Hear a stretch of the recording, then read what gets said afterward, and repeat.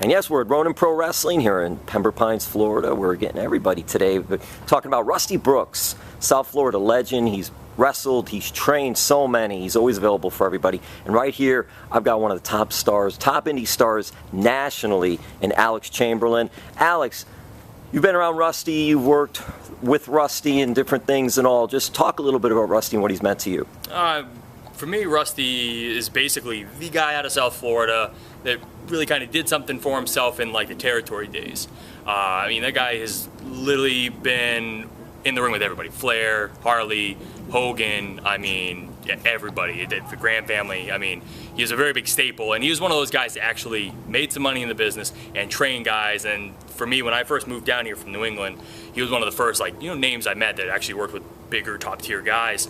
So he was a guy I always went to for advice, break down my matches. I was very young, I needed experience, and he has that eye where he can be like, you do this wrong, you do this wrong, you do this right, and that kind of thing is essential to getting better at what we do at this presentation.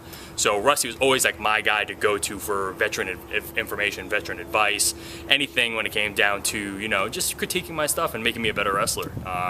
Always a super nice guy. I mean, always available, always approachable. Never had an air of arrogance about him. He was always super humble, knew where he came from, and he was willing to give back to all the guys down in South Florida. And I mean, you can look at his list of guys. I mean, Gangrel, MVP, all these guys are Rusty Brooks guys. I mean, he's made some really big names in the business. So. One of the things you said I thought real interesting, because you can go and train and learn the moves and learn the holds and all that, but the ring psychology. And one thing about Rusty is, like you said, you went to him for advice to look at your match.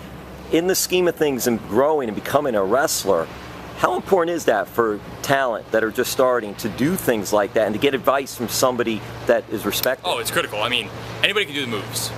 Easiest. I mean, that all just comes down to physical ability, timing, and some athleticism. But how you do them and how you execute them, that's a whole different animal. And that's where you can learn from guys like him, guys who've actually done this stuff and, like I said, has worked with elevated talent to learn from.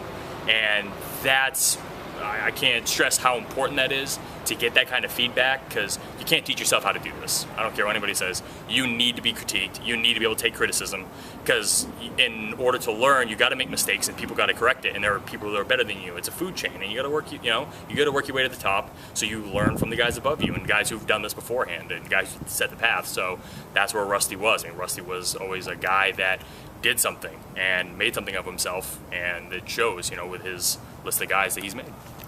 And if any wrestling fans out there want to see somebody who has learned from his mistakes, has improved, has gotten better, check out Alex Chamberlain. Alex, give us any social media. You can look me up on Facebook, Alex Chamberlain. My Twitter is Chamberlain_MC, and my Instagram is the Alex Chamberlain. Thank you, Alex. Thank you.